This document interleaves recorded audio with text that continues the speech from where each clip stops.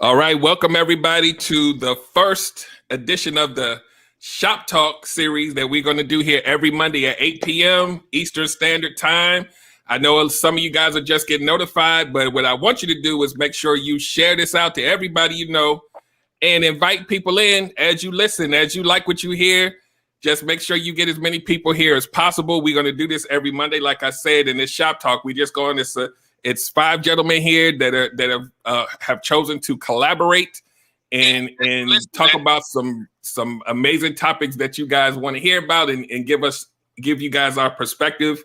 My name is Derek Jones, and I'm the host of the Relationship Gumbo podcast. And you are on my platform tonight. However, every week, every gentleman up here, we're going to be on their particular platform. So make sure that you follow the gentleman up here as well as we go through the weeks, follow once everybody gives their information of how to contact them, follow them, connect with them, and we're all going to be pushing each other to each other's platforms. So it's really a true collaboration here. So I thank everybody for coming out. And before we get started, I want you to know that you can engage us in the comments. You can ask questions, and we will address them live and kind of let you be a part of the show. We're the talking heads here, but we want you to feel included as well. So make sure that you give your comments and your statements so that we can read them out loud. So without further ado, we just going to get started. And as you come in, once again, make sure you share and invite. So I'm going to first thing we're going to do is we're going to intro everyone. Like I said, my name is Derek Jones, and I'm the host of the Relationship Gumbo podcast. I'm a certified life and relationship coach and also a podcast host, like I said. And, I'm just here to lend my value to the conversation and as well as everyone else here. So I'm just going to go as the screen says. So next I'm going to turn it over to Tony Watts, and he's going to tell you a little bit about who he is and what he does.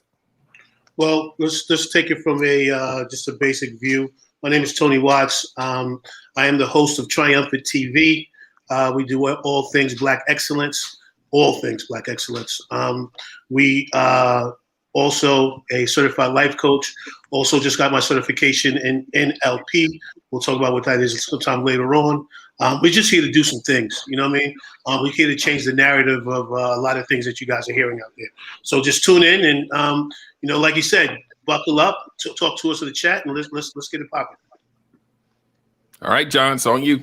Get it popping. Yeah, I'm John Singletary Sr. Got to put that senior in there. I'm the host of the Help Myself podcast, 22-year Air Force veteran. We talk about personal development, just making yourself better. And I share my adventures with my son with autism and how we approach the world. And we're just trying to help everybody live a better life and live a more authentic life. Love it. All right, Gunter Man. Yeah, what's up, guys? I am Gunter Man of the Gunter Man Show. You can catch me live every Thursday night on Instagram Live. Of course, it's all about relationships. I have a seminar called Life is All About Relationships, teaching people how to take on life from a perspective of love, loving yourself first, and finding ways to interact with the world from a place of real truth. You can catch me any Thursday night, of course, on Instagram and Facebook also. Take care, guys. All right, Mr. Massey.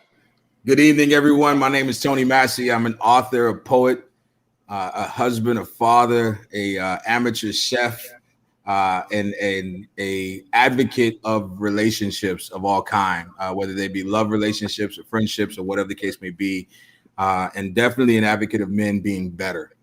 And that is what this is about. This is about 5 men who have decided that we are done listening to the noise.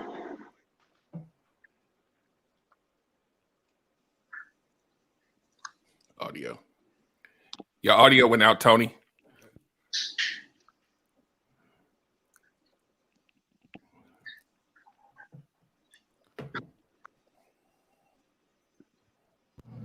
Is that better?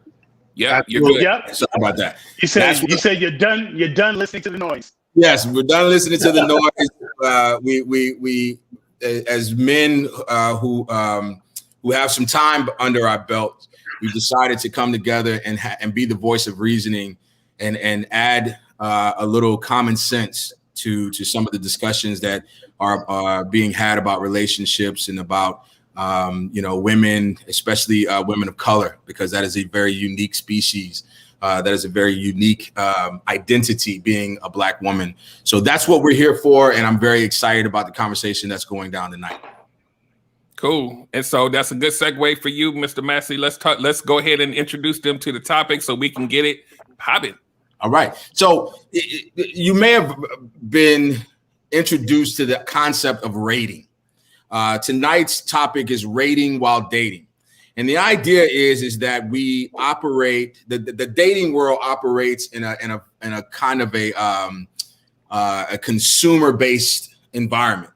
It's actually called the dating, what is it called? The dating market, the sexual marketplace is what they call it. And this idea that there's a scale that exists between 1 and 10. And that scale is objective based, meaning that you have to meet certain criteria to be above an 8 or be a 10 or whatever the case may be. And that concept is shared throughout the sexual or dating marketplace. And not only that, if you don't rate high enough, then no other attribute that you may have, no other characteristic that you may have has value, because you're not attractive enough based on a universal standard of attraction. And I think I can speak for every single man who is on this panel. That is ridiculous. And that's what we're going to discuss tonight. We're talking about rating while dating and how it serves us no purpose to create, especially as Black men, to create or even subscribe to a universal rating system that all women, especially Black women, must be, fit into that narrative in order for them to have credibility, or even in order to them to have a voice. So that's what we're talking about tonight: dating while rating. Let's do this, fellas. All right, who want to start off? At least give your take on the topic itself, or any kind of avenue you want to go to. We just doing this. We're having shop talk, so it's not an interview. So we just gonna get it in. Anybody want to start off? Well, let's start off from this perspective of what rating is. Like, what does that look like? What is the criteria in the rating? What do you have to have when you're rating somebody? How do I become a 10? Back in the day, I'm aging myself. There was a thing called 10 with Bo Derek when she, co-opted the beads in her hair, and she was the most flawless thing in the world. Like, what made her a 10? Like, what makes an individual a 10? Right now, out in the manosphere, if a mother of 2 went from a size 2 to a size 6 or size 8 in dress, now her value has gone down, her standard has gone down based on whose criteria. We have 5 different men on this call. Like, we all don't like the same shape of woman. We don't all like the same type of women. So therefore, who's doing the rating? And it appears to be that we're getting sucked into that. Like Tony said, we use this universal brush to paint everybody. We stop that today. Yeah, and I'll add to that too that the person who's kind of sensationalized this thing lately, who we shall not name. I would say is Kevin Samuels. The brother. The reason I don't mind saying his name is because the brother has his whole life is built around an image. Yeah, he's an image consultant, and so of course there's no depth to him because his whole platform is built around shallow imagery. So I say his name, right? Yeah. I'm glad you did that, sir, because that dude, like, he's problematic. Yeah. So Love Tucker says, I heard women go down 1 point per child. Is this a thing? See, that's what we talk about. Not. Right. Absolutely not. No, man. And I'm not gonna name the gentleman because the brother might be able to be redeemed. So I'm the optimist, but I think when we talk about this rating thing, man, we just miss so many of the important things that make relationships last. We talking about the in the moment thing, which is important. Let's not get it twisted. But again, like I said, sometimes we don't talk about things like their energy, their vibe, their personality, the conversation. And we rate like, oh, well, she's this height and she's this size.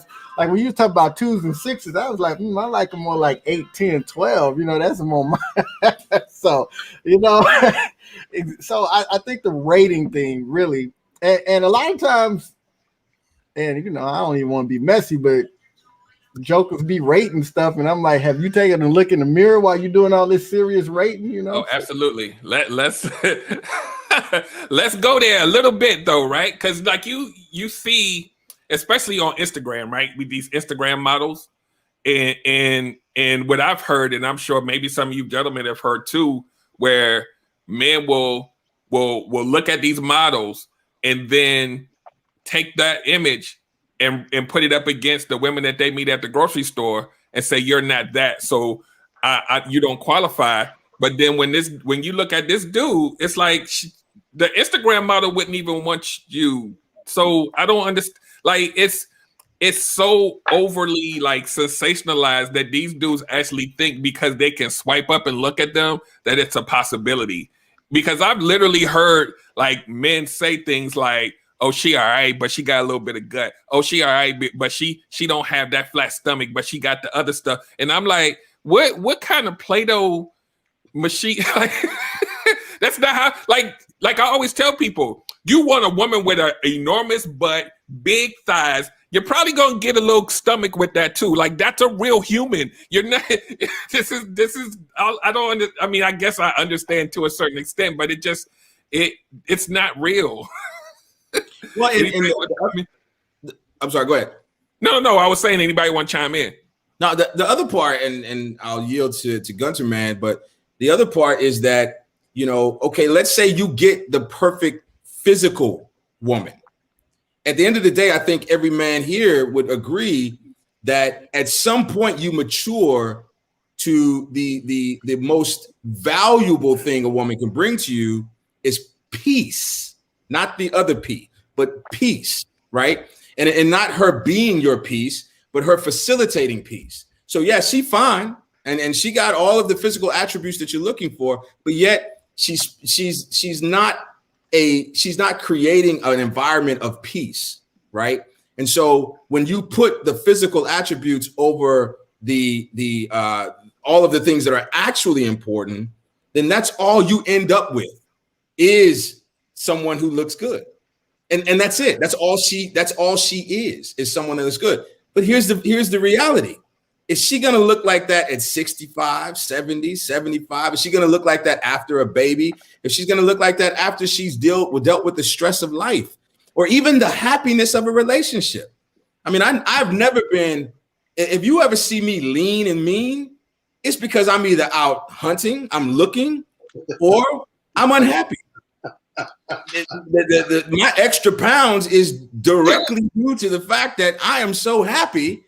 I don't feel like going nowhere. That's what I'm talking about. I'm just in the gym because I'm single. So working hard, unhappy. I'm saying, I think sometimes she just pick a fight with me, so I'll go to the gym. You know what I mean? So I'm just saying, like, we have to get our priorities straight. And unfortunately, there's this idea that a man can offset all of these things with his money. And so what you're saying is, my money is the only value I bring to the table. It's the only thing that I bring as a man. But yet, in the same vein, these are the same men who are accusing women of being gold diggers. Make it make sense. And if you were a woman and money is all you bring to the table and she can't hold you down when you don't have money, you with the wrong woman, and you'll find out soon enough. For me, when I stop and I listen to these superficial conversations about women, of course, we're being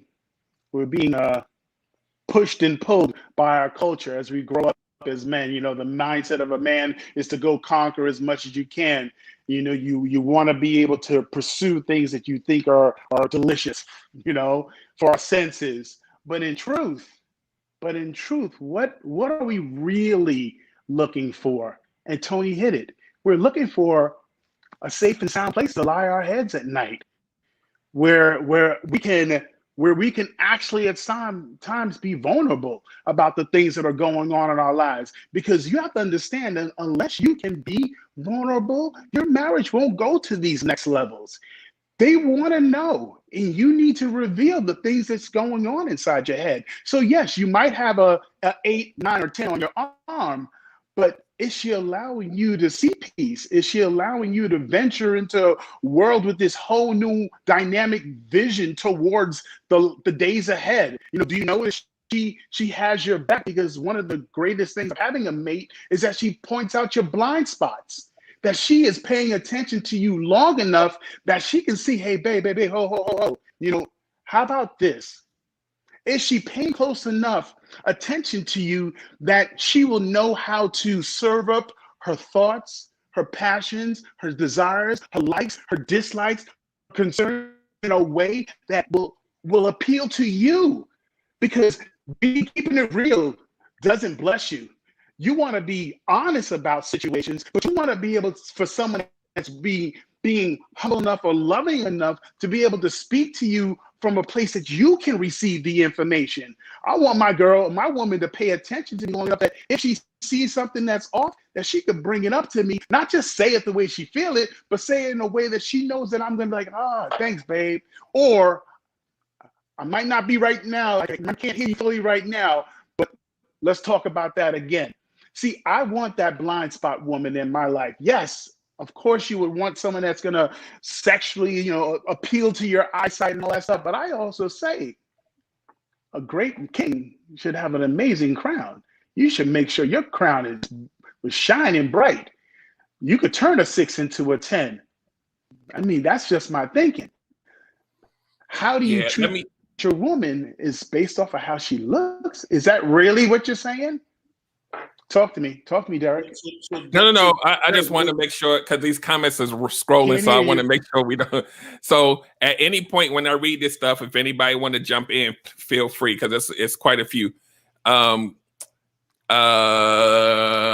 Lalita says social media adds to the misconception of ratings.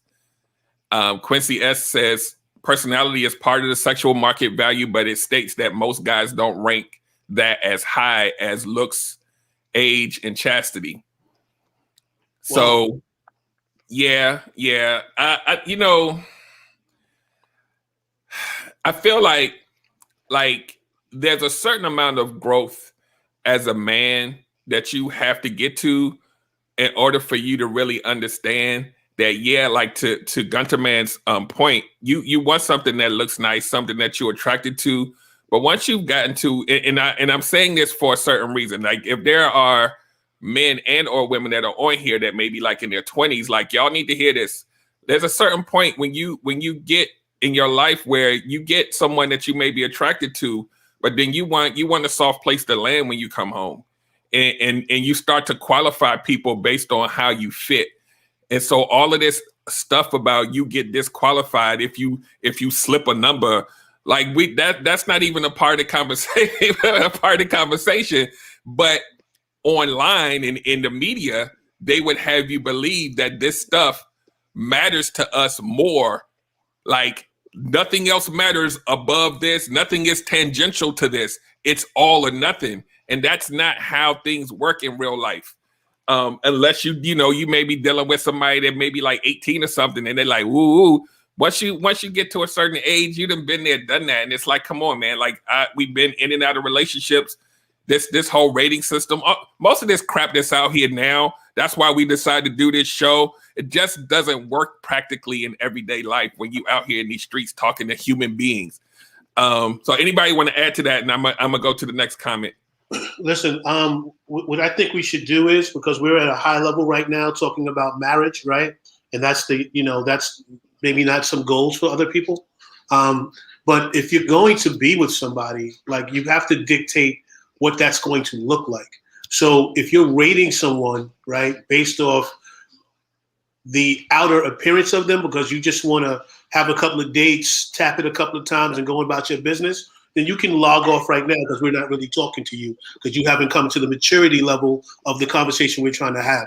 And we're not saying what you're doing is bad. You know, like if you're out there saying that you're a playboy, but none of the women you talk to know about each other, you're lying to yourself. So therefore, I just want to put it out there. When we're talking about this rating system, we're talking about people who are looking to settle down with somebody who's really looking to find somebody to enhance their lives. That's what we're talking about. We're not talking about you hitting, running, and trying to figure that out. You haven't come to this space yet. So we just want to make sure we clarify that level, because when we're talking in this space, people tend to take everything and lump it together.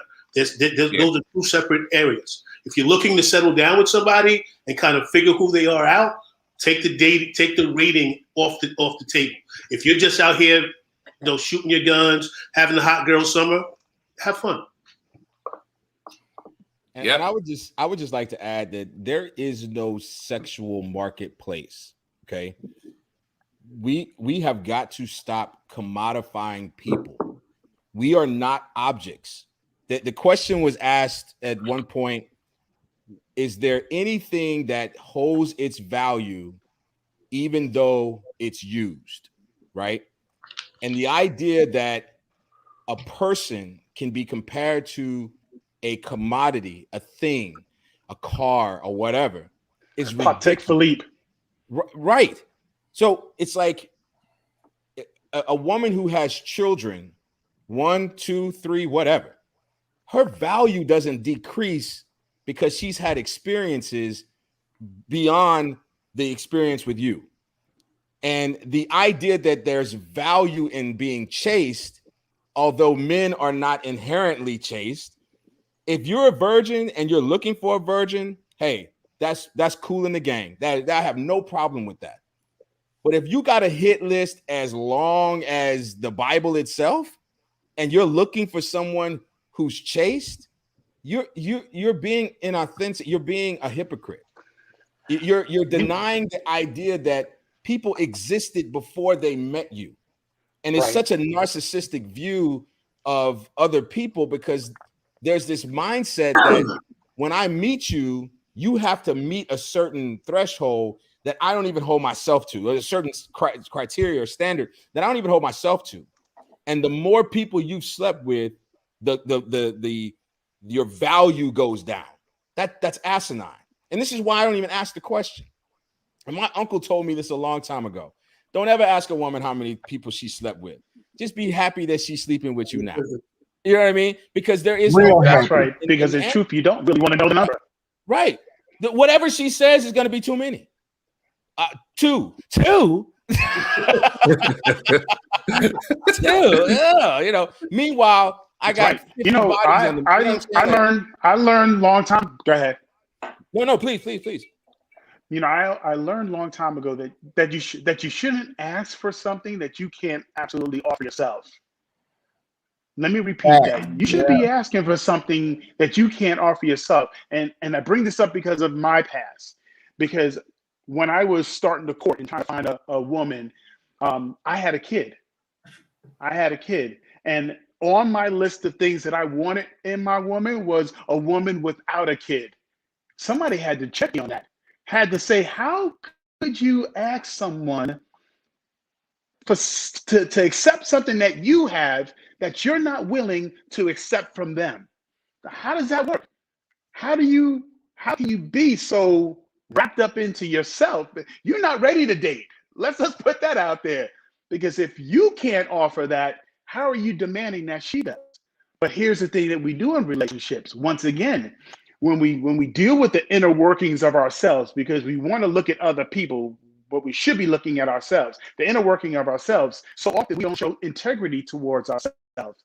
So often we don't even trust our own selves. But yet when we go out into the dating world, we have the mindset as what? You better show me integrity and I better be able to trust you. But yet you don't even trust you. You don't even mean what you say and say what you mean. You don't even follow through on the things that you say you're going to do. So how in the world is you as an individual can ever expect someone else that isn't you to actually do it. So what are you actually asking for? What are you demanding? So yeah, like I said, the attraction is a big deal. Yes, because you want to be physically stimulated by the person that you're with. But a rating system, who gets to choose what's what? Who gets to choose what? Who? It's all circumstantial. I'm someone, I've traveled the world. Tony wants to know. I've traveled and traveled and traveled. You're a military man. Come on, Tony. You know you traveled and traveled.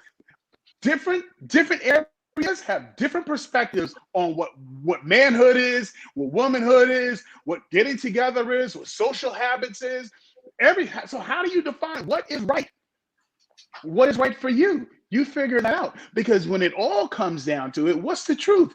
You need to find someone that you're in alignment with. They could have all the looks in the world, but if you don't click, what's good looks?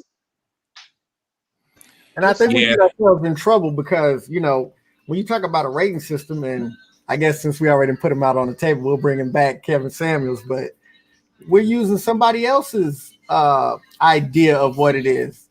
And if you're going to get into a relationship, you need to know who you are and what makes you happy. So what Derek or Tony or Rick call a 9 or a 10, that might not make me happy, you know?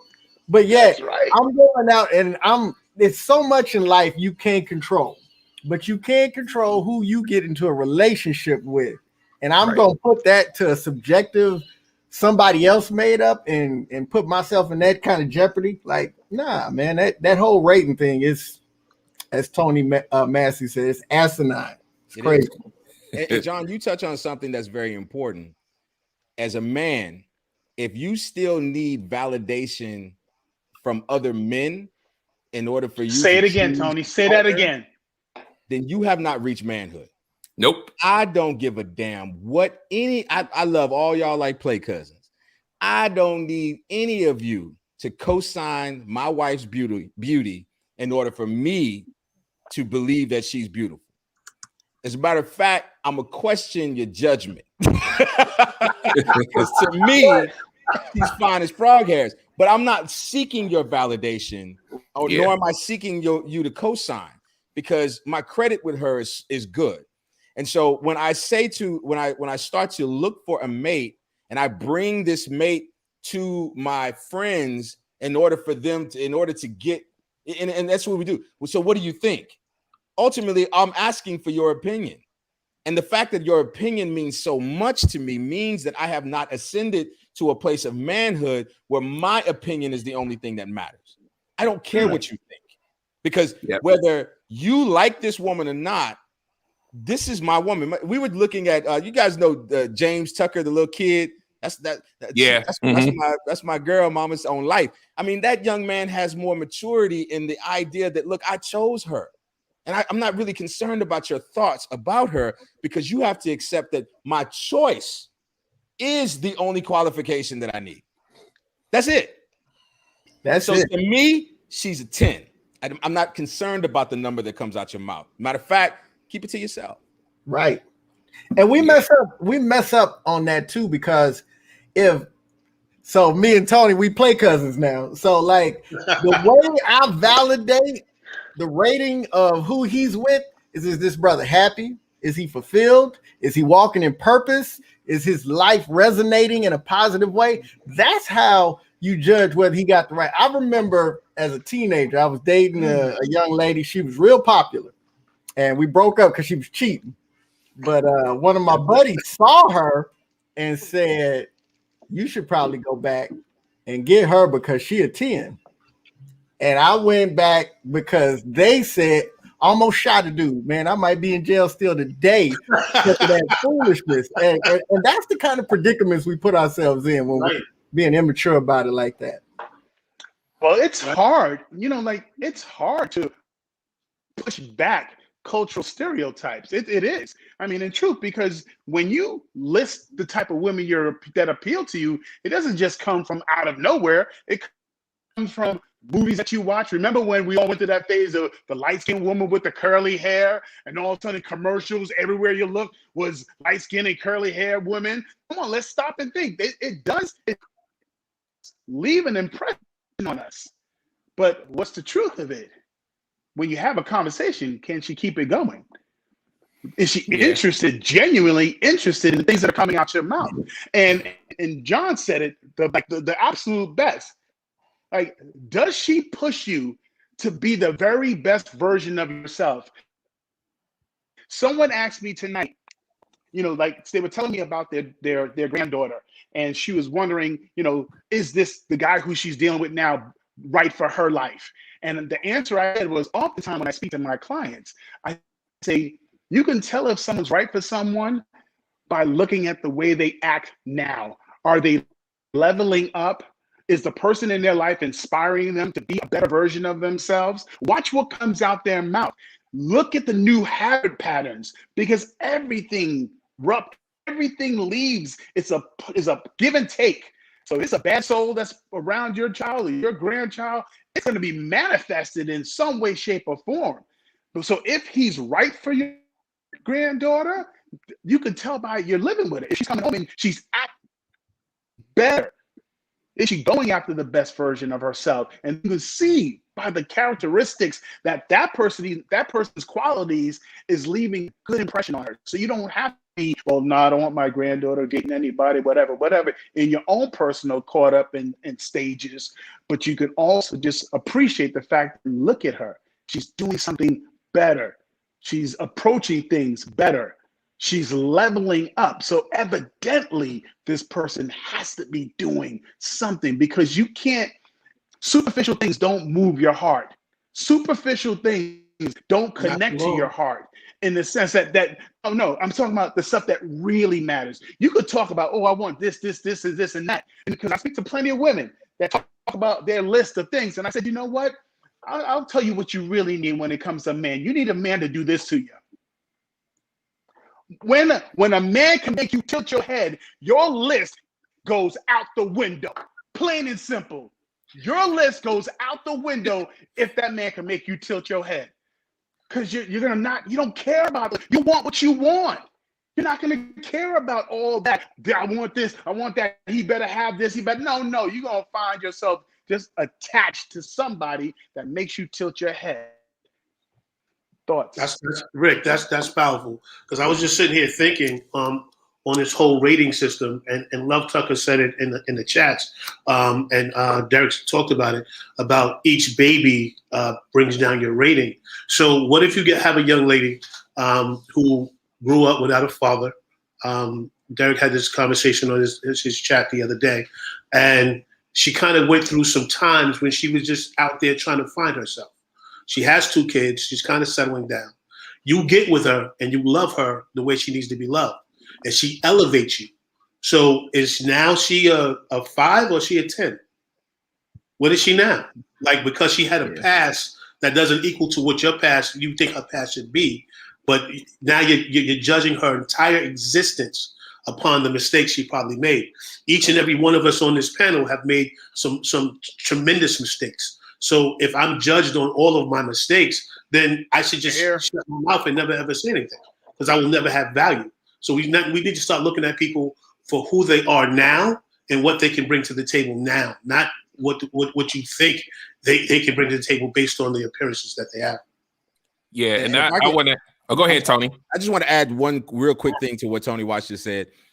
You may be missing out on purpose because you devalue something that you were created for.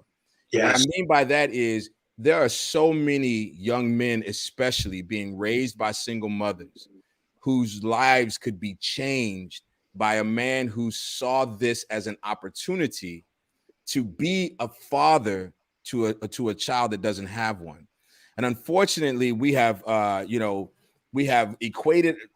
people to equate us to animals. Yep. This idea that when a lion takes over a pride, he kills the babies of the cubs and all this other stuff. Okay, well, I'm not beholden to instinct. I'm a man. I can rhyme and reason and think and consider consequences. And so when I walk into a woman's life who has a child, especially a boy child, I don't see him as a threat. I see him as an opportunity. Either the opportunity to introduce him to what a man is supposed to be, or to collaborate with his father and give him 2 alternate views of manhood. Like my son, when my son's mother and I got divorced, she remarried, and me and this dude we couldn't be any more different. But he brings value to my son's life in a way that I can't, because as verbose and as outspoken as I am, he's the silent, thoughtful, introspective type. So now my son has the ability to speak his mind, but then his stepfather gives him the ability to think about what because I'm gonna be honest, I apologize a lot because not everything gets filtered through introspection. So a lot of times I say things that I think as opposed to thinking about what I say.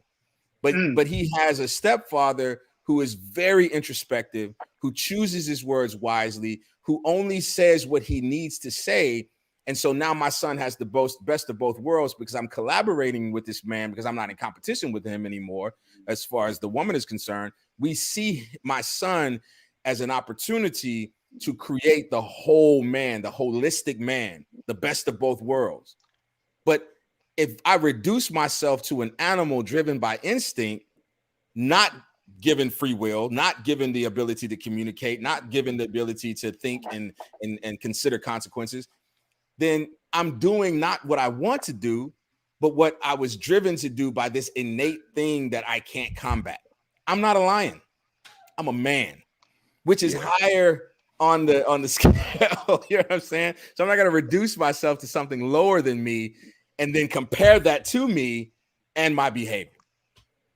Right. Yeah. That whole analogy for me just falls flat, because that's the separating thing of men from animals, is that we have the higher intelligence and can figure all this out. Can you imagine if we were still out in the food chain? Like, I'm leaving in the morning. All right, baby, I'll see you later. And a giant hawk just comes up and takes me off somewhere. But we try to use that. Oh, well, we're instinctual animals. No, we're not. Not at all. Yeah. I just want to add real quick too, a couple of points. I'm gonna read a couple of these ones at the bottom because there's no way I'm gonna read them all. Dope discussions with Erica says that's so amazing. Tony Tiffany says that's beautiful. Love Tucker says cultural holdover slave ideas when we were talking about the whole light skin curly hair. Lolita says collaboration comes after the ego leaves. So here's the point I wanted to make too. When I think Gunther Man said something to the effect of, looking for the affirmation from like other men about the women that we choose, and it's like Tony Massey. I'm sorry. When we were growing up, right? This is what we did, right? It was all about our boys. And that's, to Tony's point, that's not a man if you're 40 and you're doing the same thing, right? You have to look at like the images and we talked about this and how media and society, and what happens is that we then base our choices on what society says is beautiful. Then we know that probably our boys will agree because it's a universal thing. Only when you've kind of grown up and kind of gotten into man mode, you realize there's certain things that I like that my boys might not like. And then I have to step in those shoes and say, this is my choice. Now, if you aren't at the point in your life where you can do that, even with your family, right? People make choices based on what they think is acceptable versus what they know fits them. And then you end up being miserable because you're beholden to all of these other people. And as men, when we do this for our boys, y'all know these men, they be like, man, look at this one right here in my phone, man. Do what you think about that. You've already, like, at what age do you do you stop doing that? And when we base our lives off of this, we miss out on so many amazing, beautiful people that we choose the ones that don't fit, and then we talk about how messed up women are, and oh my God, like there's nobody out here. That's where this stuff comes from. You got to know who you are before you can even step out there and say, like this whole thing about the whole like the rating. When did we ever do that? Like when did we ever just walk around and be like, that's an 8 right there? Nah, man, that's a.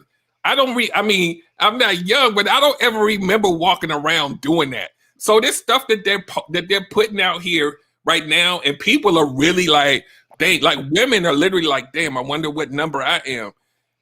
Come on, man. It's this is not real life. This is on some magician David Copperfield type stuff, and y'all falling for the little hand behind the back stuff, man. That's not how real men operate when we out here looking. We're into Tony Watt's point. We're only talking about men that are looking to be in something substantial. We're not talking about these people that's out here wilding out here in the streets. So that's all I wanted to say. Well, and it's the thing is, it's ridiculous, man. I mean, Beyonce is a 10, Kelly Rowland is a 9, whatever. These people don't exist in real life. You think Beyonce or Kelly Rowland or any of these people who have made money off their beauty are going to show us what they really? The only person that knows what Beyonce looks like is her parents and Jay-Z. We don't know what these women look like in real life. And here's the thing: if you hold a standard of beauty that doesn't really exist to women who actually do, then no one is going to ascend to that 10. It's like we were talking about the Instagram models. You're talking about one photo and ignoring the 150 photos that didn't make the cut. And even that photo still went through a editing process that still has created something that doesn't really exist. That woman doesn't look like that. And so the standard of beauty is an impossible standard. But yet we're holding women accountable for not being as attractive as someone that doesn't exist. And it's ridiculous because, and here's the other thing. Most of us don't have access to someone, even in their greatest form, who looks like a Beyonce. You know what I'm saying? And I'm not suggesting that we're not good enough. What I'm saying is that she built her life around the idea of a caricature that isn't really her. So when she takes off her makeup and she gets, takes off the $10,000 dresses and $5,000 shoes and all that stuff, she's reduced to what we're all looking for, and that's a woman. That's it. That's right. At the end of the day, that's what we want. And so, are you able to love this woman who has gone through all of this transformation and colorization and all this stuff in order to become the 10 that you're looking for? What happens when she takes all of that stuff off? Or better still, what happens when you take all of that stuff off? I'm gonna tell you right now, again, my wife is fine as frog hairs, but when she's the most beautiful to me, when I'm the most broken, when I can come to her with my broken self and just lay on her chest and she just makes the world disappear long enough for me to rejuvenate, to just get ready to go back out there into the world and produce. That's when she's the most beautiful to me. But how can I see that if I discount her because she doesn't fit an impossible criteria created by someone else? It's not even what I want. It's not even what I want. It's what you told me I want. And since I lack maturity, I'm not a man yet. I subscribe to an idea that one of the things that, and I'll shut up after this. One of the things that I find interesting when we talk about the definition of a high value man, one of the criteria for being a high value man is that you're accepted by the group, which is so contradictory because an alpha male, if that actually exists, doesn't need to be accepted by anyone because he's an alpha. He stands alone. There's nothing before him. There's nothing after him. He stands alone. So the very idea that you need other men's approval in order for you to be high value, that means you have no value. Your value is tied to what other men think about you. I don't need a soul to qualify me as a man. I'm a man as soon as I wake up in the morning, even beyond when I go to bed at night, whether you think so or not. So who's the true high value man? The man who's accepted by the group or the man who needs no acceptance by anyone? Right. That's it.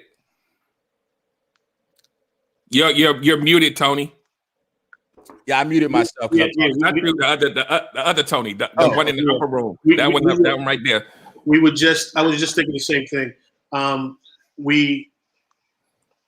They're putting this guy on such a pedestal that he's calling him the Godfather and this, that, and the other.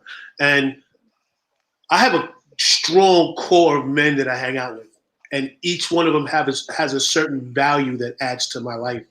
I don't walk around going, he's the Godfather, or he's so much more than I am.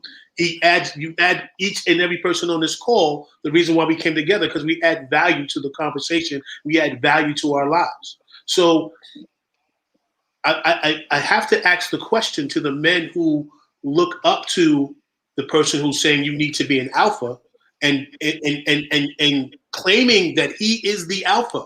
Now, in the alpha pack, there is only one. Everybody underneath the alpha are followers. So how are you an alpha 2 if you're following the lead wolf? If the lead alpha wolf has got the pack running around doing what the alpha wolf wants, how are you also an alpha? Please explain that to me. Make it plain, please. There it is. So, like that, like literally online, there's a cult-like following of men following another man, but claiming alpha, claiming, they're running this and doing that. And I'm like, but you're really not, because you're letting this man like literally YouTube pages and all kind of stuff are being created. And how dare you people that talk about him. Yeah. And it's like, how dare you talk about the Godfather like that? I'm like, in what world do men, like, we don't do this. We don't do that. This is not, like, come on. Like, and the fact that it's getting so much steam is disturbing, because it's not just 20-year-old men following him. It's grown men saying, yeah, I want to be like that. Yeah, that he's speaking for me. He's not speaking for you. You make $40,000 a year. He's not talking about you. Stop it. Please stop. Because you look silly. You really look silly. And out on the street, life doesn't work this way. It doesn't work this way. I keep saying that because you go out there in the street and you find XY woman and you start spouting this stuff out and see what happens. It doesn't work like this. It doesn't work like this. And I find it fascinating that these brothers would call you a simp if you say anything that would even be remotely tied to protecting a woman. But they don't follow this man. They lay at the feet of this man. They create videos that the title is "This Man Must Be Protected." But these are the same men who will not protect a black woman unless she has a blood tie to him. But yet you're willing to die on a hill for Kevin Samuels. And it speaks to the fact that, and I own this as a black man, because we left these young brothers without fathers. We left these young brothers without father figures. We left these young brothers starving for masculine energy and paternal guidance. And so now here's this man that comes along and says the things that I can't say. Why can't you say them, brother? Who's stopping you from speaking your mind? Right. And he ain't even got masculine energy. It's the fact that you've never faced consequences, because you had someone in your life who protected you from those consequences. And so you never found your voice. And here's this man saying things that you've thought and giving validity to those thoughts, not recognizing that all those thoughts are tied to trauma. And here's the part that's so interesting. This man is saying things that he will not allow to be said to him. He does not allow scrutiny, nor does he allow, when talking about his own relationships, his own failed relationships. And let's keep it a whole buck. His first marriage lasted a year. His second marriage lasted 3 years. But yet this is the man who is talking to us about marriage. Brother, you ain't been in one yet. I'm saying. I mean, I've had failed relationships that have lasted longer than his marriages. What empirical evidence do you have about marriage? you have yet to pass the 7-year itch, but you're the voice. Well, I don't want to, continue to belittle dude, or discredit what he's talking about, because, I saw a video of him the other day when he kind of made some sense about some things that we need to do as a whole, as a group. Mm-hmm. So there's some things that I take, and there's some things that I, you chew the fat and spit out the bone. But that's what men do. We understand the dynamic that we're looking at, and I don't want him to become the focus of this conversation. Oh, absolutely not. This is really not about him at all. No. This is about us stopping the rating system and going out here and find somebody that you're attracted to, that speaks to your heart, and that you can build a future together. That's what we're talking about. We're not talking about anything else but that.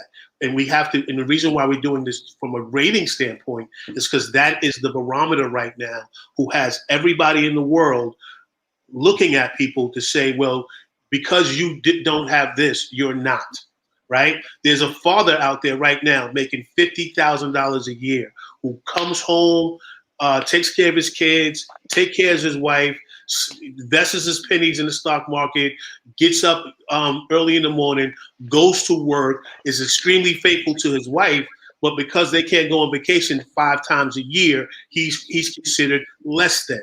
Are you out of your mind? What about that man's character, that through all his situations, he is still maintaining himself as a father and showing up every day? How are we belittling people like that, right? And I also want to just say this real quick. How are we talking to young men who have not had any experience yet, right? And to rate them in such a way that kind of crushes their spirits? What are we doing, right? We need to learn how to talk to each other in a mannerism where I am showing you the amount of love and respect that you deserve as another part of the Imago Dei. That is the image of God. So if you are the Imago Dei and I am the Imago Dei, unless you come at me to kill me, then I should be pouring love into you. I should be pouring some type of knowledge that I have for you to help you move to the next level, especially as a younger person, right? Because this manosphere place has all these men, and what Tony said was so profound. Because you didn't have a voice to say what you needed to say, now you found your big brother to take back to the park to beat up the bully. So what we're doing is, if we listen to what we're doing, we're making black women bullies because we can't talk to them the way we need to talk to them. Now, how's that make any sense? Yeah. When I grew up, my pops told me if I got bullied and I came home without at least putting my hands up, he's going to do something to me. So I don't believe in bullies. Any other thoughts? And I just want to say that what we miss is that black women are not bullies. They are our biggest ally, our strongest advocates, the people on this planet who believe in us despite us. And I don't know why we chose to make them enemies when they've shown up for us in ways, historically. Centuries. Centuries, in ways that we have failed to show up for them. And so I'm not mad at black women at all. And I'm not going to treat them monolithic because I don't want to be treated monolithic. Right. And you're right. I go hard on the brother because I hold him to a higher standard, and I don't want to make this about him, but I'm 44, he's 52, and I have a 23-year-old son, and my wife has a 21-year-old son, and I understand that these young brothers are impressionable, and I don't want them to shape and form their idea of love and affection and rating and all this other stuff based on something that isn't real. Right. Because I've been in that marriage where all I had was the fact that you fine. You know what I mean? And it wasn't enough to sustain us, right? Right. And so I get emotional as it relates to that message only because, one, you remove the ability for us to be subjective. Right. Like John said, all of us have a different idea and standard of beauty, and they don't have to be the same. We don't have to qualify each other's wives or girlfriends or even the concept of beauty. We can all think that somebody is a 10 and then disagree on that, because ultimately who John marries, who Tony Watts marries, who Derek's married, that ain't got nothing to do with me. And the very fact that my brother is happy, that is what makes me like you. That is what makes me, that's what qualifies you as a good woman, in my opinion. Because you could be fine as frog hairs, but if this brother is literally, I got to talk him off a ledge every Friday night, then you're no good for him. You have no value. Right. This brother is in the bar every night, drowning his sorrows in the bottom of a glass because you create no peace for him. The fact that you look good is inconsequential. It means nothing. Right. Yeah. So, gentlemen, I don't know what y'all want to do right now. We almost at about an hour. It's up to y'all. I say read some more comments. Push. Yeah, it's some that I'm not gonna read though, because I'm just not. Because and I'm gonna make this one statement. This is the Shop Talk show. The gentlemen up here are not identical. We're not, our thoughts are not going to equal each other. And at the end of the day, my opinion, Tony's opinion, everybody's opinion is their opinion. I don't have a requirement to be balanced, in my opinion, if that's my opinion. Right. So I'm gonna just leave it there. We're speaking our opinions, and people can like it or not. This is Shop Talk. We just shooting what how we feel about things, and it is what it is. So I'm gonna just leave it there because I'm not reading all of these paragraphs. Giovanni said you have to buy, huh? I was just gonna say, you have to keep in mind that when the reason why you're showing up and watching these 5 men speak their piece is that all we're doing is affording you another perspective. See, you only know what you know, and what you know isn't everything there is to know. So with the little bit that you know about life, does it tell you everything about every situation that's going to confront you or you're going to have to address or take on? No. You lend yourself, your mind, your heart to an opportunity where you can hear different perspectives from people who genuinely care. These are 5 men who genuinely care about the society that we're in. We're not trying to knock anyone down. What we're trying to do is wake you up, to give you another opportunity to see a situation from a different perspective. I have my beliefs, but I also know that my beliefs are a little t. It's not the truth. It's not the truth. It's my truth. And my truth is true to me. Tony Watt's truth is true to him. Tony Matt's truth. John Singletary, Derek, it's your truth. But what you do is, as I speak my truth, you by your own free will say, oh, that makes sense. That hits home for me. I did see a situation. I did go through a situation like that. And then you, by your own free will, take it on as your own. None of us are saying it. You need to think like us. But we have lived long enough to tell you, if you choose to go the other route, there's some real ramifications that are not going to meet your core needs. They are not going to meet your core needs. You'll never come home to a safe place to lie your head if you're just looking for attention. If that's all that matters to you. Let's go, baby. Am I going too long? Baby. Am I going too long? I'll step back. No, that's it. You own it. Let's go, baby. Tell them. Because when it comes down to it, when it comes down to where the rubber hits the road, if you're not coming home to a place of peace, where that inner joy that you have already been living prior to her coming into your life isn't excited or ignited, that's the word, isn't ignited by the person, no matter how she looks, if she is not igniting that inner core, that beauty is not doing that. That beauty alone is doing that. Yeah, it might keep your erection up, bro. But after a while, come on, let's be honest. After a while, an ugly woman at her core with the perfect 10 face, after a while, boop, I'm sorry. After a while, boop, I need someone that's going to constantly hit my heart in a way that stimulates everything else in my body.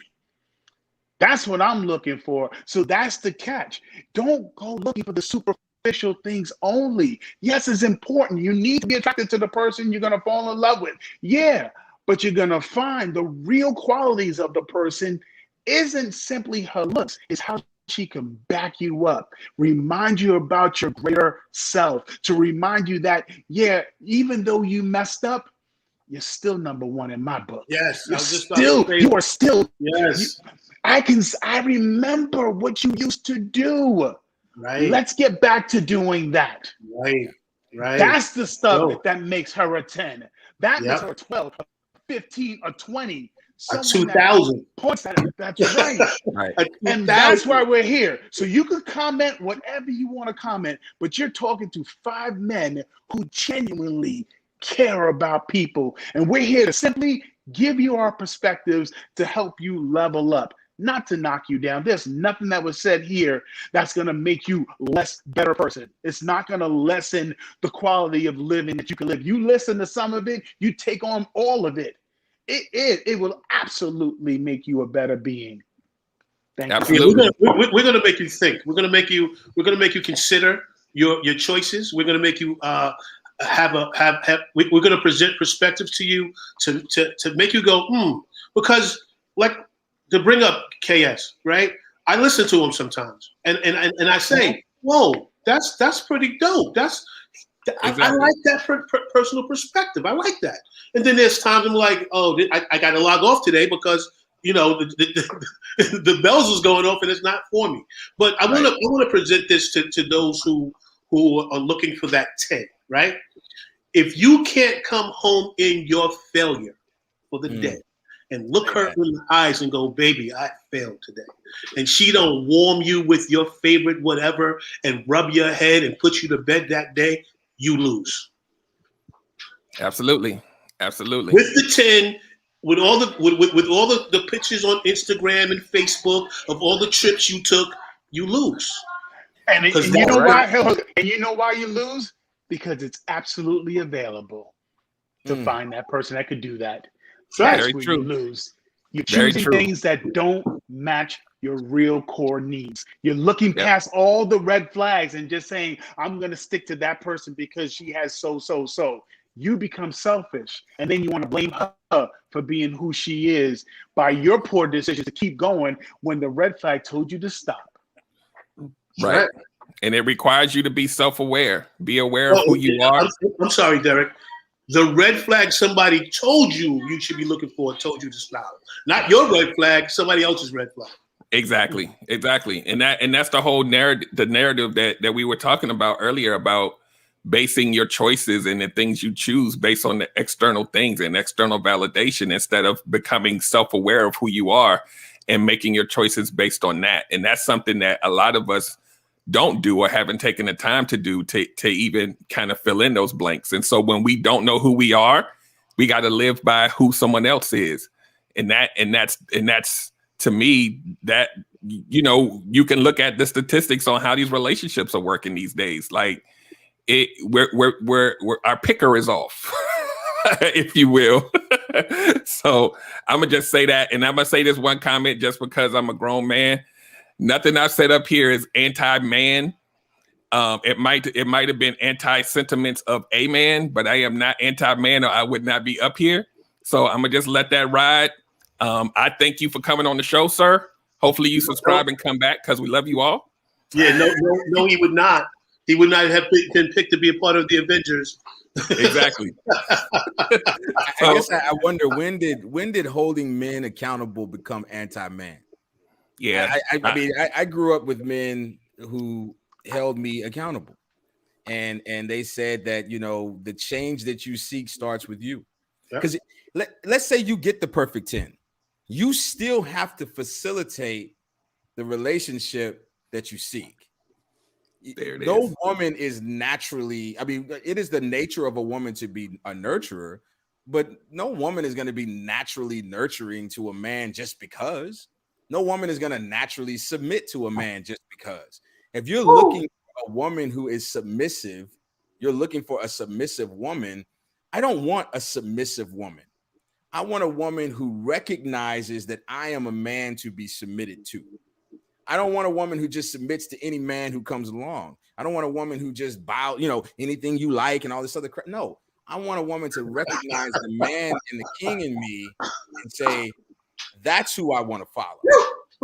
I want a woman who's going to follow any man. I don't want a woman who is inherently submissive. I want a woman who's willing to consider that this is a man that I'm willing to submit to. And more so, she recognizes that in her strengths, I'm a man who's willing to submit to her, because that doesn't threaten my manhood, right? So even if you find that perfect 10, well, hell, if you find the 5 or 4 or 3, that doesn't guarantee that you're going to have a great relationship. I mean, you still have to facilitate the relationship that you seek, and it takes time. It takes effort, and most of all, it takes consistency. You have to be the man that you introduced her to. Right. Because if you change, then whatever she submitted to is also going to change as well. So I really push back on the idea that speaking to men and holding them accountable for their actions is being anti-man. If you don't feel that you have a voice, that's because you have made the decision not to speak. I'll go to my grave with that. Yeah. I don't know. I have such a problem with the idea that some man is saying things that I can't say. I can do whatever the hell I want. Right. Ass man, dog. and when did being pro-black women be anti-male? I don't get that either. But I don't get it either. Yeah. I've been, and I'm sure some of you gentlemen have heard this too. I've been called a simp just for being married, man, and that's it. Yes. And we got to talk to that, because we own relationship gumbo. You know what I'm saying? And there's some brothers in here. Listen, if I want to get in shape, do I go to the guy who got 3 feet worth of stomach and can't walk 5 feet without getting out of breath? Is that who if I want to get financial advice, do I go to the brother that got to check his account to see if he can get a value meal at McDonald's before he pull up? Is that what we're doing? And the other night, I guess it was a couple of weeks ago, it was so amazing. Brother Tony 1 Million Watts, man, he hosted brother Tony Massey and his wife and another couple. And man, it was incredible. It was incredible. And it went about 2.5 hours, but I could have listened to it for 4 or 5 hours. It was amazing.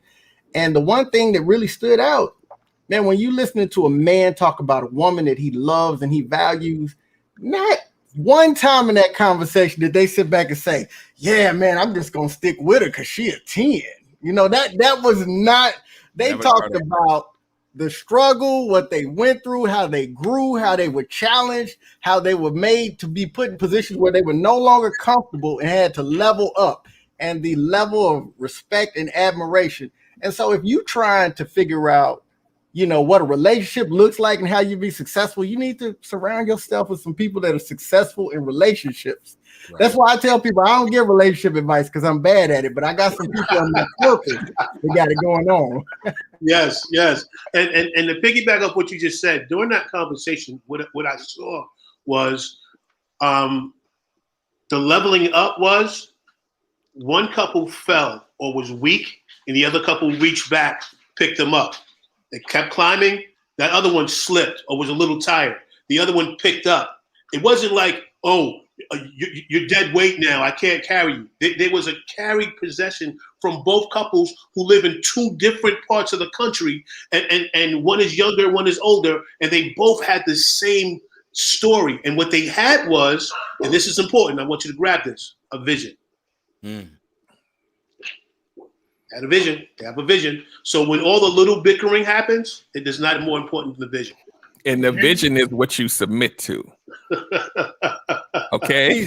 Please say that again so everybody can hear it. You submit to the vision, you submit to your union, and that's what you submit to. And this is and this is something that I talk about all the time. When you talk to people that are in a healthy, happy relationship, that submission word doesn't even come up. That's not a topic of conversation.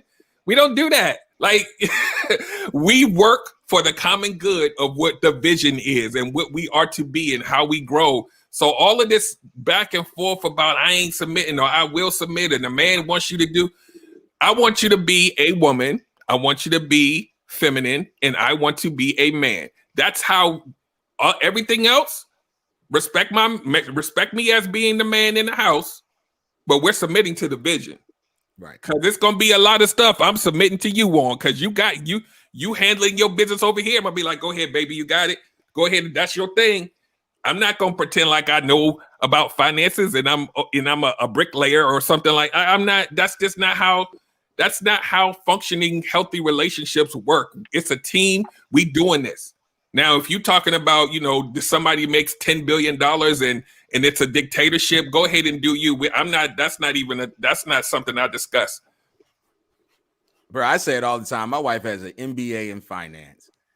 My budget currently is in spreadsheets with turntables or pivot tables. I don't even know what it is. All I know is financially, I'm better off before. I'm better off now than I was before. And right. I yield to her expertise because there are things that my wife is good at that I'm not, and vice versa, right? And so I don't use my position as the leader. I don't weaponize it.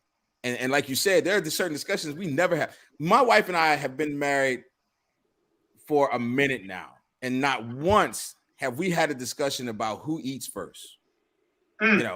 We've never had a discussion about is she allowed to wear a certain dress, or is she allowed to, if my mother sits in the front seat or she sits, all of this superficial crap that we have these debates over on Facebook and on social media.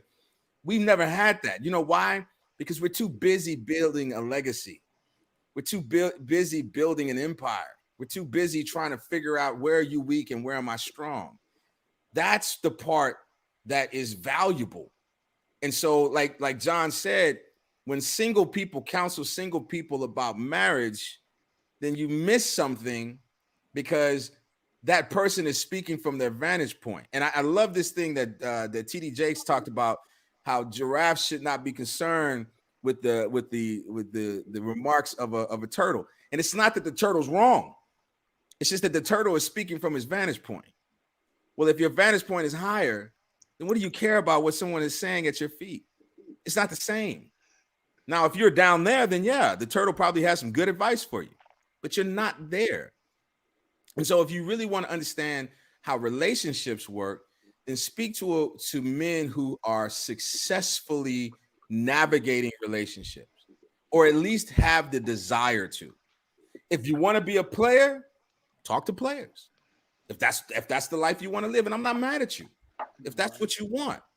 But don't talk about women as a monolith when you're only dealing with one type of woman, the type of woman who wants what you want. But when you start including all women in your conversation, I got a problem with that, because there are some good women out there who are just open to love. Because here's the thing that I know: 6 figures don't make you a better man. Neither does 7. And 5 or 4 figures don't make you less of a man. You can be a high value man and not make 6 figures, because if you take care of your children, if you take care of you love and take care of your wife, and you make sure that their Maslow's hierarchy of needs are met, then there is value in you, brother. And don't let anybody convince you otherwise. Jesus was a carpenter, not a doctor, not a lawyer, not a venture capitalist. He was a carpenter. And right. He is Martin Luther King never made more than $38,000 a year, adjusted for inflation. The brother wasn't rich. He gave away the $1 million that came with his Nobel Peace Prize. he by today's standards, he would not meet the standard of high value man, but yet he is revered around the world. I mean, he has a holiday. Yeah. But he still doesn't meet the definition of high value because we put our value on things that have absolutely no value. We're all seeking something that doesn't exist and qualifying one another in our search. Meanwhile, none of us have it. And I don't understand it. I think it's some really good points that you brought up, Tony. But I also believe that there's an avenue of being a single man, because when it comes to the core need of building a relationship and having a relationship, it's really based on how you see yourself. Right. So Absolutely. I can speak as a person that's still single to a person that's desiring to be married, because remember, as you said, it all starts and ends with you. The relationship, Right. how you see yourself and how you come from a place of truth is really what's going to determine what type of relationship you're going to have.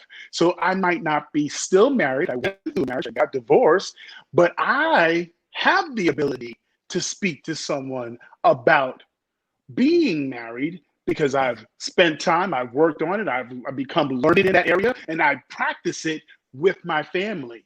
I practice being consistent and dedicated with my mom, my dad, my sisters, my nieces, my nephews, my daughter, my grandson. I've proven myself to be worthy and have the ability to step up to the level of a marriage. Yes, it definitely consists of certain things that I'm not living right now, but that does not stop me from having the ability to speak on it and to lead someone to find that truth. You mentioned it yourself, Jesus Christ, never married, but we still follow his words to today to become that better person.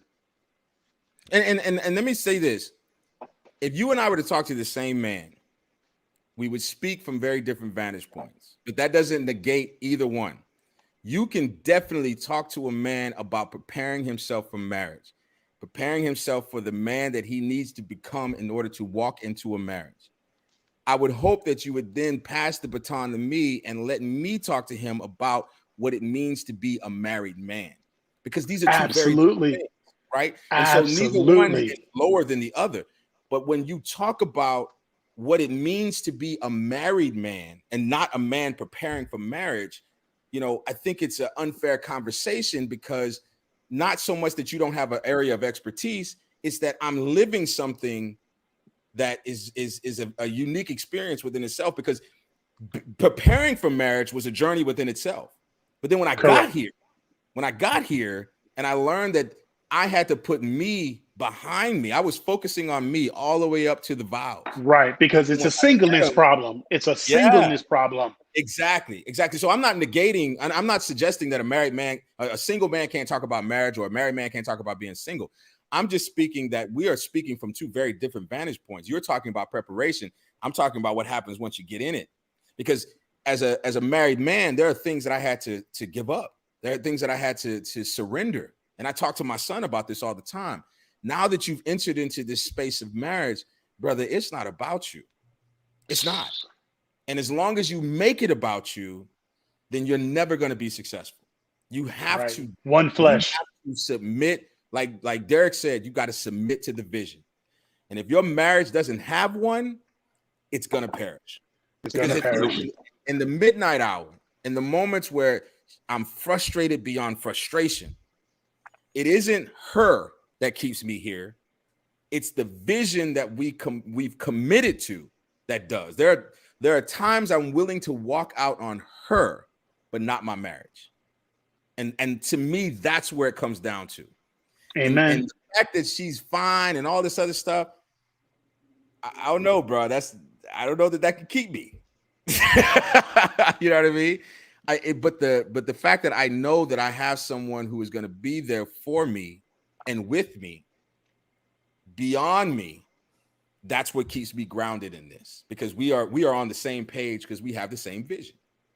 But there's so many brothers who put all of this superficial stuff before the vision, and they don't create one, and they think that the fact that you're young and submissive and you're agreeable and all this other stuff, that's not enough. I need her to disagree with me sometimes, because sometimes I'm wrong. Sometimes I'm fundamentally wrong. I'm on the wrong page. I'm thinking with the right mind, and I need her to go, no, that's not right. That's not a good idea, bro. And the fact that I've allowed her into a intimate space, intimacy, into me see. You see into me in ways that I don't even see. They say that if you really want to learn about yourself, get into a relationship. That's right. Because that's the right. mirror that you've been looking at as a single man has been lying to you, telling you things that are not true. But when you get into a relationship and you allow someone to see into you through intimacy, then you get to see yourself for the very first time. And you can make decisions about whether or not you want to stay in that or, transform into something greater. And that's what my wife does for me. She doesn't make me happy. She facilitates opportunity for me to make me happy. She doesn't make me successful. She facilitates opportunities for me to see success beyond what I define it. So I apologize if my words are not being received in the way that I'm delivering them. I don't discount your input. Even I think you cleared it up perfectly. Cleared it up perfectly. Crystal clear over here. Once we get to a certain point, that baton has to be passed. All right, I brought you this far. I brought you to the altar. Now Tony Massey is going to get you, the rest of the way, at least to where he is. I can't tell you how it feels to be married 20 years. I'm gonna have to pass the baton to another brother. I don't know nothing about that. I don't know nothing about that. You got to find somebody else who's gonna have to get you there, bro. But I can handle that first 5 though. Yeah, I'm working on 11 next month, man, and there you go. That's what I pass it to. it's the like I said before, and that's why I kind of, when I said it, I kind of put my face in the camera like this, because it's that vision, man. It's the foundation that you build on, and I always talk about relationship growth versus having a relationship that just exists. And you saying, we've been together for 10 years. If you have no growth, then anything can knock that thing over. Like you really have to buy into the vision, because you're not going to like the person every day. They're going to piss you off. And you got to look at the vision and say, you know what? We on this train together to go towards the vision. Let's go ahead and get it back, right the ship and keep moving forward. If you don't have that, it's done. It's no different than following a GPS, man. And there's going to be times you're going to change, you're going to make a wrong left or and that GPS is going to say recalculating, rerouting, because the destination doesn't change even if you're not taking the right route. But if you don't put a route in the GPS, then it'll go anywhere you want it to go. It's just a map at that point. It's just showing you where you're at, as opposed to showing you where you're going. So you got to have a destination. You have to, you and your spouse have to sit down and say, where are we going? What is it that we see this union creating? Whether it's through children, through a business, through a ministry, through whatever, something has to be greater than the two of you. If you're the biggest, if you and your wife are the biggest things in your marriage, I'm not saying it's going to fail. I don't wish that on anyone, but you're not giving yourself the greatest opportunity to succeed. I will say that. Right. People who make it, in my opinion, are the people who are working towards something together, not just working together. Right. Yep. Because I mean, I hate the relations. I hate the analogy of business when it comes to marriage, because I don't believe that marriage is a business. Because if you and I go into business with each other and I see that you're not, productive, then I'll leave the business. But with a marriage, there's something keeping me there that's bigger than, being profitable, you know what I'm saying, or being productive or whatever the case may be. So for me, it's really about having a vision that's great, having a mission statement, a vision. What is my marriage is, and my marriage does. My marriage is the result of, this is what we're trying to accomplish. So that way, when I'm sleeping on the couch and you're sleeping in the bed, we still are working towards the same goal. I'm not out spending all the money up. I'm not out sleeping with other women. I'm not out doing things that are going to hurt the vision, because although I'm not really feeling you right now, I'm still committed to what we are committed to. And that's what makes me committed to you. Yep. There it is. Yeah. There it Boom. is. That's dope. So what y'all want to do? We wrapping it up? Yeah. I But know y'all got bedtimes. yeah, what Tony said, you can't do all that with inside of a rating system. No. That Nope. doesn't work. You're not. And ain't no 10. Can we talk about that just for 10 seconds to 10 minutes? There is no 10, because that would mean perfection. Right. And what's the saying? If you ever found, there's no such thing as the perfect church, and if it was, you ruined it as soon as you walked in. Right. So even if you found the perfect woman, all you're gonna do is mess it up with all your imperfections. No, there's no 10. There's only perfect for me, and that's the same perfectly perfect for me, right? Exactly, and that's the same advice I give to young brothers who say, I think I can do better. No, brother, you can do different, but you ain't gonna do better. All you're gonna do is find a different woman with a different set of problems. That's it. So what you need to do is find a woman whose problems you can deal with, because you're not gonna find better. You're gonna find different. So you don't need to qualify your woman through some standard that is ridiculous, and it's based on a European standard that don't even match the qualifications of black men anyway. So there's that. Yeah. And I want to address this comment. I know we didn't want to address this, brother. I know. Yeah. I do want to address this comment. Stop worrying about what women are doing. You are a man, and a man does not set his path based on a woman. Done. If you tell me, well, women do it, then you're focusing on the wrong thing. Absolutely. How are you going to be a leader looking behind you? You want this woman to follow, but you are conforming to what she does? Yeah. I'm not concerned about what women do. I'm concerned about what men do. And if you are a true man who is focused on his purpose and focused on being a man, then she'll be concerned with that too. So Tone, that is so beautiful, because I got to do my preachy thing sometimes. When David and his army came back from Ziklag, right? The territory was destroyed. They went and they stole the women, stole the children, and ran away. And in that moment, David, who was the leader, his team said, we should stone this dude, right? We're going to kill him because our family is gone. Our village is gone. Our kids is gone. They wept and cried, and I'm going to kill David. So for a moment, David had a moment of weakness, right? Because he's like, what am I going to do? But David turned to the only alpha that he ever looked up to, God, and said, hey, what should I do? He got his message from the only person who could give him the right answer, turned the whole thing around, won back his people, and rocked out. So when you make that statement about, I'm worried about what a woman thinks about me, or I'm worried about what women are doing on their platforms, I have a saying. This is Tony Watts' saying. When the men go crazy, the women are soon to follow. So if they're acting out of sorts, get yourself back in line so they can follow you. That's it. That's it. Bro, that's it. That's that right there. That's a good way to wrap the show up. I agree. Wrap it up, B. Wrap it up. So we about to wrap this up. I'm gonna let the these comments.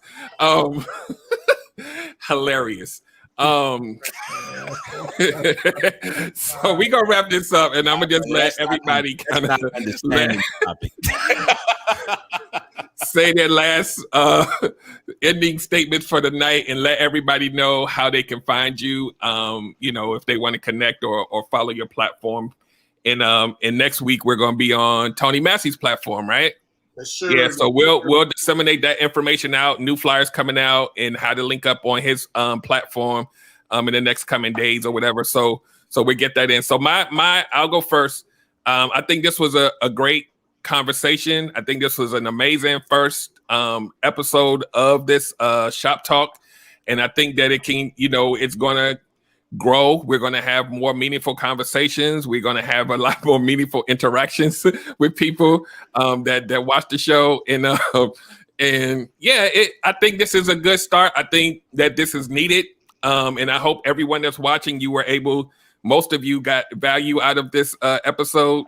And as far as I'm concerned, you can always find me on relationshipgumbo.info.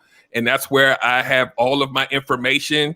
And I also have my Relationship Gumbo podcast every Wednesday at 8 p.m. Eastern Standard Time. So just go to the page and it'll route you everywhere you need to go. And it's just that simple. So I will yield the mic to John Singletary. Man, I tell you, this was like one of them playoff basketball games. Each quarter somebody was heating up.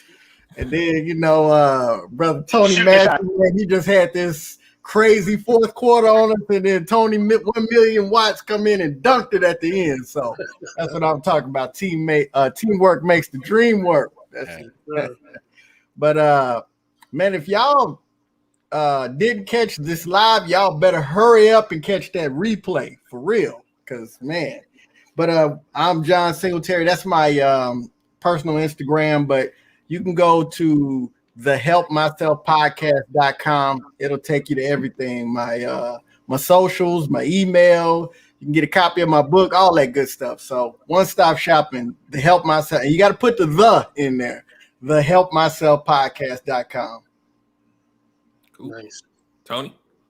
All right, so I can be found at Tony Massey Speaks. Me? Okay, I can be found at Tony Massey Speaks on Instagram and Facebook. And then, of course, Tony Massey Cooks on Instagram, Facebook, and TikTok, and YouTube as well. I got some really cool recipes up there. I love this. I wish more men did this, because I think that this is literally iron sharpening iron.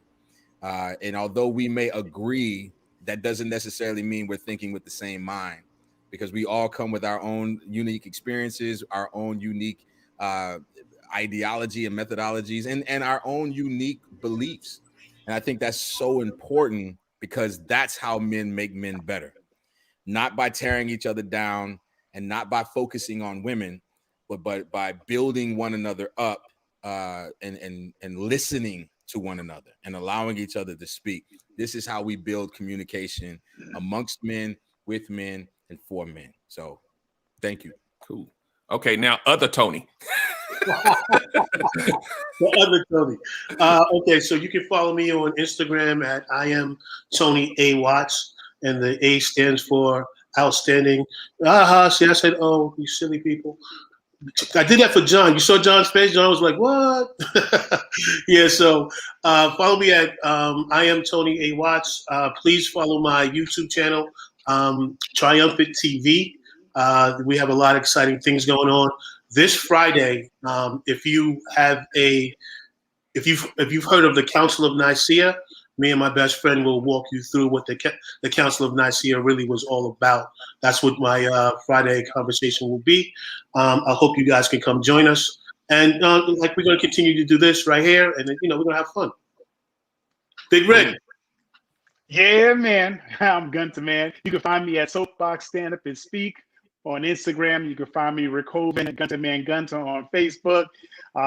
You can catch my show every Thursday night at 7:30 Eastern Standard Time. The Gunter Man Show at Instagram Live.